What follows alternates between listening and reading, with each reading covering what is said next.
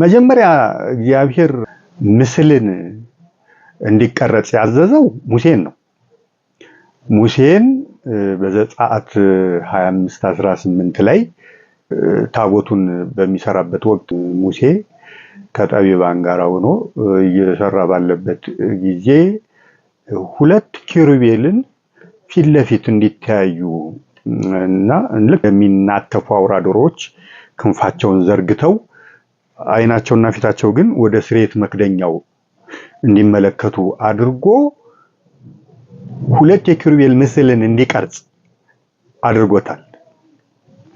የስርየት መክደኛው ላይ የሚቀመጡ ሁለት ኪሩቤልን። ምስልና ስዕል ልዩነት አላቸው ወገኖች። ምስል ማለት 3 ዳይሜንሽናል ነው። በሁሉም አቅጣጫ ተቀርጾ የሚወጣ ከእንጨትም ሊሆን ይችላል፣ ከብረትም ሊሆን ይችላል፣ ከድንጋይም ሊሆን ይችላል። ተቀርጾ የሚወጣ ማለት ነው። እንደ ሐውልትም ያለ ማለት ነው። ይሄ ምስል ይባላል። ስዕል ደግሞ ሸራ ላይም ሊሆን ይችላል፣ ግድግዳ ላይም ሊሆን ይችላል። የሚሳል በቀለም የሚሳል ማለት ነው። እና ሁለቱንም እያምታታን የምንጠቀም ሰዎች አለን። እርማቱን እንውሰድ። ልዩነት አላቸው ሁለቱ። ስለዚህ እግዚአብሔር ምስልን ለመጀመሪያ ጊዜ እንዲቀርጽ ያዘዘው ሙሴን ነው። እሱም ታቦቱ ላይ የስርየት መክደኛው ላይ የሚቀመጡትን ሁለት ኪሩቤል እንዲቀርጽ ባደረገው ጊዜ ቀጠለና ስዕል ደግሞ እንዲሳል ሙሴን ሲያዘው እንዴት አደረገው? በመገናኛው ድንኳን ላይና እንደገና ደግሞ በመገናኛው ድንኳን ውስጥ ባሉ መጋረጃዎች ውስጥ ቅድስተ ቅዱሳኑን የሚከፍሉ መጋረጃዎች አሉ። እነሱ ላይ አሁንም የኪሩቤል ስዕሎች እንዲሳሉ አዞት እንዲሳሉ አድርጎታል። ዘጸአት ምዕራፍ 26 ከቁጥር 1 ላይ መገናኛው ድንኳን ላይ እንዲስል ሲያዘው እናገኛለን። ቁጥር 31 ላይ ደግሞ መጋረጃዎቹ ላይ ሁለቱን ኪሩቤልን እንዲስል ሲያዘው ያለው ትእዛዝን እናገኛለን። ከዛ በኋላ ደግሞ ቆየና ከመቶ ዓመታቶች በኋላ የዳዊት ልጅ ሶሎሞን ቤተ መቅደሱን በሚያንጽበት ጊዜ አሁንም ምስልን እንዲቀርጽ የኪሩቤልን ምስል በቤተ መቅደሱ ውስጥና ውጪ ግድግዳ ላይ እንዲቀርጽ እንደገና ደግሞ ሁለት ከትላልቅ ወይራ እንጨቶች ኪሩቤልን ቀርጾ ቤተ መቅደስ ውስጥ እንዲያስቀምጥ አዞት እናገኛለን። አንደኛ ነገሥት ምዕራፍ 6 ከቁጥር 23 እስከ 28 ታገኙታላችሁ። ይሄን ሙሴን ካዘዘው ከመቶ ዓመታቶች በኋላ ቤተ መቅደሱን ሲያነጽ ጠቢቡ ሰሎሞን ዳዊት ልጅ ሰሎሞን እግዚአብሔር ይህን እንዲያደርግ አዞት ነበር። ስለዚህ ሰሎሞንም በታዘዘው መሰረት ከወይራ እንጨት ሁለቱን ኪሩቤል ምስል የሁለቱም ኪሩቤል ምስል አንዱ እዛ ላይ ገልጸዋል። ምስል እንዲቀርጽ በቤተ መቅደሱ ውጭና ውስጥ ደግሞ እንደዚሁ አሁንም የኪሩቤልን ምስል እንዲቀርጽ አድርጎታል። ስለዚህ ቤተክርስቲያን ከዚህ ተማረችና ከዚህ የእግዚአብሔር ትእዛዝን ወሰደችና ስዕልን ከንዋየ ቅድሳት አንዱ አድርጋ መጠቀም ጀመረች ማለት ነው። እዚህ ላይ ምን ይላሉ መናፍቃን? ያው ጥራዝ ነጠቆች ልበል፣ ምንም የማያውቁ እነዚህ ብለው በቃ ምህርም የላቸውም፣ መሪም የላቸውም፣ ተውፊትም የላቸውም። ዝም ብሎ የመሰለውን አንዱ ይነሳና ጥቅስ ያነብልና የመሰለውን ይተረጎምና እንዲህ ነው ይላል። እኔ ድፍረታቸው የእግዚአብሔርን ቃል በሚያህል ነገር እንዲህ እየመሰላቸውን ለማውራት ድፍረት እግዚአብሔር ያሳያቸው። በጣም ከባድ ነገር እኮ ነው። እኔ ያው አጋንንት ነው ድፍረቱንም የሚሰጣቸውና የሚያሳስታቸው ለነገሩ እና ምን ብለው ይላሉ? ዘጸአት 20 ላይ እግዚአብሔር ሙሴን ምን ብሎት ነበረ? ያው 10ቱ ትእዛዛት ማለት ነው። ከ10ቱ ትእዛዛት የመጀመሪያው ምን ይላል? እኔ እግዚአብሔር አምላክህ ነኝ፣ ከእኔ በቀር ሌላ አምላክ አታምልክ፣ እኔ እግዚአብሔር አምላክህ ቀናተኛ አምላክ ነኝና በላይ በሰማይ ካለው በታችም በምድር ካለው በማናቸው ምሳሌ የተቀረጸ ምስል ላንተ አታድርግ፣ አታምልካቸው፣ አትስገድላቸውም የሚል ትእዛዝ አለ። ከ10ቱ ትእዛዛት የመጀመሪያው ነው ይሄ ትእዛዝ። ልብ በሉ። እኔ የሚገርመኝ መናፍቃን 10ቱ ትእዛዛትን ተሽሯል ይላሉ። ልብ በሉ። ተሽሯል ካሉ ለምንድን ነው ይሄን ጥቅስ ለኛ የሚጠቅሱት? በቃ ተሽሯል ካሉ ካመኑና ከሰበኩ ለምን ይሄን ጥቅስ የሚጠቅሱት? ካላመኑበት ከተሻረ እና በጣም ይገርማል። እና ይሄን ያነሱና ይጠቅሳሉ። ይሄን ብሎ የለም ወይ? እግዚአብሔር ያሳያችሁ። እግዚአብሔር ይሄን ትእዛዝ ለሙሴ ከሰጠ በኋላ ነው ታቦቱ። ይሄ በራሱ ትእዛዙ ያለው ራሱ ጽላቱ ላይ ነው። ታቦተ ሕጉ ላይ ለሙሴ ከተሰጠው 2ቱ ጽላቶች ላይ ነው። ከ10ቱ ትእዛዛት የመጀመሪያው ነው ላይ ነው ተጽፎ እግዚአብሔር ጽፎ የሰጠው። ልብ በሉ። ከዛ ደግሞ እንዲህ ብሎ የለም ወይ? እንዲህ ካለ እንዴት ነው እንዲህ? ከዛ በኋላ አይደለም ወይ ምዕራፍ 26 ላይ መገናኛው ድንኳን ላይ መጋረጃውም ላይ ከዛ ደግሞ ከ100 ዓመታት በኋላ ደግሞ ዳዊት ልጅ ሶሎሞንን ቤተ መቅደሱ ላይ እንዲቀርጽ ምስል እንዲቀርጽ የኪሩቤልን ምስል እንዲቀርጽና ሙሴም ደግሞ መጋረጃው ላይ የኪሩቤልን ስዕል እንዲስል ያደረገው። ስለዚህ ይሄ ምንን ያመለክታል?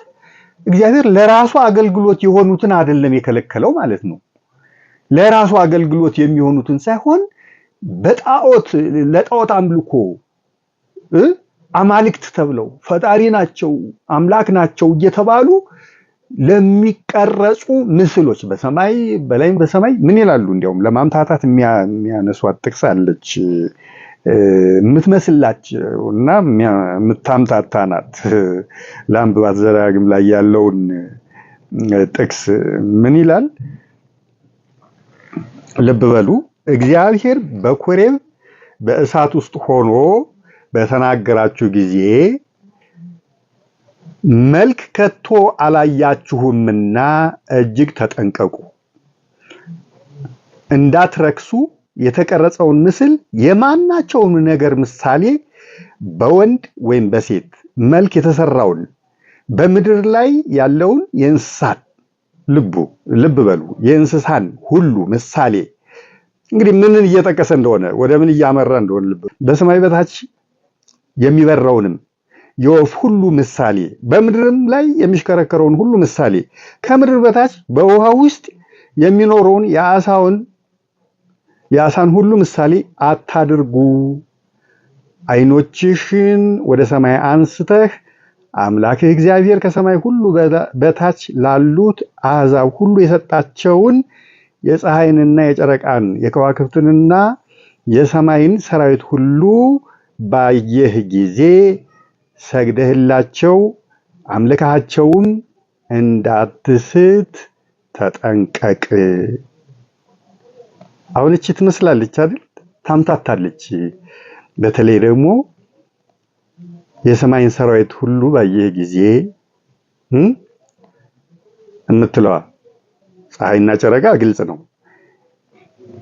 ከዋክብትንና የሰማይ ሰራዊትን ሁሉ ባየህ ጊዜ እነዚህን ቀርጸህ ደግሞ ምስል ቀርጸህ ሰግደህላቸው አምልካቸውም እንዳትስት ተጠንቀቅ። አሁን እቺን የሰማይ ሰራዊት የምትለዋን መላእክት ለማለት አድርገው ነው የሚጠቀሙባት። እግዚአብሔር ግን እዚህ ጋር እያለ ያለው ሳጥናኤልንና ሰራዊቱን ነው። ልብ በሉ። ምክንያቱም ሳጥናኤል ከመጀመሪያው ዕለት ጀምሮ እኔ ፈጠርኳችሁ እኔን አምልኩ ለእኔ ስገዱ ብሎ ነው የተባረረው የተሻረው ወደ ጥልቁም የተጣለው። ታውቃላችሁ ይሄንን። በነገራችን ላይ ይሄን ነገር መናፍቃን ያምናሉ። ግን ከየት አግኝተውት ነው? 66 በሚሉት መጽሐፋቸው ላይ ይሄ እኮ የለም። ሳጥናኤል እንዲህ ብሎ በትዕቢት መውደቁን አይናገርም። ይህን ካላመኑ ደግሞ መጽሐፍ ቅዱስ ውል አልባ ስለሚሆንባቸውና መሰረቱ ስለሚናድባቸው ያምኑታል። ከየት አምጥተው ግን ነው የሚያምኑት ነው አሁን የኔ ጥያቄ። መጽሐፍ ቅዱሳቸው ይሄን አይልማ። 66ቱ መጽሐፍ ይሄን አይናገርም። ሳጥናኤል አምላካችሁ እኔ ነኝ ለኔ ስገዱ እኔን አምልኩ ብሎ መላእክቱን በማለቱ እንደተሻረና እንደወደቀ የሚናገር የለም 66 ውስጥ። ምናልባት ኢሳይያስ 14ን የንጋት ልጅ የአጥቢያ ኮከብ ብሎ የሚጠራው ሳጥናኤልን ነው ሰይጣንን ነው ሊሉ ይችሉ ይሆናል። እዛ ላይ ግን ኢሳይያስ በደንብ ግልጽ አድርጎ ተናግሮታል። ሰው ይለዋል። ይሄንን እንዲህ ያለውን እያለ የሚገልጸውን ሰው ብሎ ነው የገለጸው። ስለዚህ ስለ አውሬው ወደፊት ስለሚመጣውና ከሰው ተወልዶ እኔ ነኝ አምላክ ጌታ ኢየሱስ ብሎ የሚመጣውን አውሬ እንደሆነ የሚናገረው ስለሱ እንደሆነ ግልጽ ነው ማለት ነው። ስለዚህ 66ቱ ላይ ሳጥናኤል እንዲህ ብሎ ስለመውደቁ የሚናገር ነገር የለም። ከየት አምጥተው ነው የሚያምኑት? የሚጎላቸውን ከኛ ወስዳሉ። ይሄ 80 አሃዱ ላይ በእኛ መጽሐፍ ቅዱስ ላይ ነው ያለው። ይሄ ተረክ ይሄ እውነት ይሄ የሳጥናኤል ታሪክ ይወስዱታል። የሚመቻቸውን ለማሟላት የሚጠቅማቸውን። ይሄ ከጎደለ ግን መሰረት የሌለው ውል የሌለው ስለሚሆን መጽሐፋቸው ይወስዱታል። እና እንዲህ ናቸው ሁላችሁ ጎዶሎች ናቸው። ሙሎች አይደሉም፣ ሎጂካልም አይደሉም። እና ሳጥናኤልን ነው እንዲህ ብሎ እየገለጸው ያለው። ጳውሎስም እኮ ሁለተኛ ቆሮንቶስ 4:4 ላይ ምን ይላል? የዚህ ዓለም አምላክ ይለዋል እኮ ሰይጣንን። የዚህ ዓለም አምላክ ምክንያቱም አምላክ የመሆን ምኞት ፍላጎት አይደል ለውድቀት ሲዳረገው እና የዚህ ዓለም አምላክ ብሎ ነው የሚገልጸው ቅዱስ ጳውሎስ። ስለዚህ የሰማይ ሰራዊት ሁሉ የሚለው ማንን ነው ማለት ነው? ሳጥናኤልንና ሰራዊቱን። ምክንያቱም በተለይ አሁን አይታችሁ እንደሆነ የሳጥናኤልን ምስል እየሳሉ በግልጽ የሚያመልኩት በምዕራቡ ዓለም ይሄ 666 የሚባለው ምን የሚባለው ብዙ ታያላችሁ። ይሄ ባዕድ አምልኮ አምላኪው ሁሉ ሰይጣንን ነው የሚያመልክ። የሰይጣንን ምስል አስቀምጦ ነው የሚሰግድ። ስለዚህ የሰማይ ሰራዊት ያለው አምላክነትን ሽቶ የወደቀው እንጂ ቅዱሳን መላእክትማ አምላክነትን አልሻቱም። ቅዱሳን መላእክትንም አምላክ ብሎ የሚያመልክም የለም። ስለዚህ እነሱን ማለት አይደለም። ከላይ ደግሞ ለማምታታት የሚጠቅሷት ምንድነው? እግዚአብሔር በኮሬብ በእሳት ውስጥ ሆኖ በተናገራቸው ጊዜ መልክ ከቶ አላያችሁምና እጅግ ተጠንቀቁ። የሙሴ ወንድም አሮን ጥጃ ነው አይደል አምላካችሁ ብሎ የሰጣቸው? ያን ማለቱ ነው እግዚአብሔር። እና ጥጃም ይሳልላችሁ፣ ፀሐይ ጨረቃም ይሳልላችሁ አምላካችሁ ነው ብለው እሱንም ይስጧችሁ። እኔ አይደለሁም ጣዖታት ናቸው። በእነዚህ በሰማይ ሰራዊት ወይ በሳጥናኤል በጥጃም በእንስሳም በምድር በሚርመሰመሱ በሰማይ በሚበሩ በውሃ ውስጥ ባሉ በሚኖሩ አሳት ምስል ሁሉ ተቀርጸው የሚመጡ ፈጣሪ አምላክ ናቸው ተብሎ የሚመጡ የሚሰጧችሁን ለራሳችሁ አታድርጉ። እንዲያርጋችሁ ፈጣሪ እያላችሁ አታምልኩ፣ አትስገዱ፣ ጣዖታት ናቸው ነው ቁም ነገሩ። እንዲህም ስለሆነ ነው መልእክቱ ይሄ ብቻ ስለሆነም ነው። ከዚያ በኋላ ይሄን ትእዛዝ ለሙሴ ከሰጠው በኋላ ታቦት ላይም ኪሩቤል እንዲቀረጹ ያደረገው የመገናኛው ድንኳን መጋረጃም ላይ ኪሩቤል እንዲሳሉ ያደረገው በኋለኛው ዘመን ደግሞ የዳዊት ልጅ ሰሎሞን ቤተ መቅደሱን በሚያንጽበት ጊዜ አሁንም ኪሩቤል የሰማይ ሰራዊት የተባሉት መላእክት ከሆኑ እንዴት ነው እግዚአብሔር ለሙሴም ለሰሎሞንም ሙሴን በወርቅ ምስል እንዲቀርጽ ሰሎሞንን ከወይራ እንጨት የኪሩቤልን ምስል እንዲቀርጽ ሊያደርጋቸው የሚችለው ታዲያ? ይሄን ትመልሳላችሁ? ፈጽሞ መልስ አይኖራችሁም። ጥራዝ ነጠቆች ናችሁ። ጫፍ ነገር ይዛችሁ ከመሮጥ ውጪ ስር ይዛችሁ እውነትን አውቃችሁ የምታወሩት ወሬ ስለሌለ መልስ አይኖራችሁም ለዚህ እና እዚህ ስዕላት ቅዱሳት ስዕላትና የተቀረጹ የኪሩቤልም ሆነ የመላእክት መላእክት ምስሎች ይሄ ጥቅስ አይመለከትም።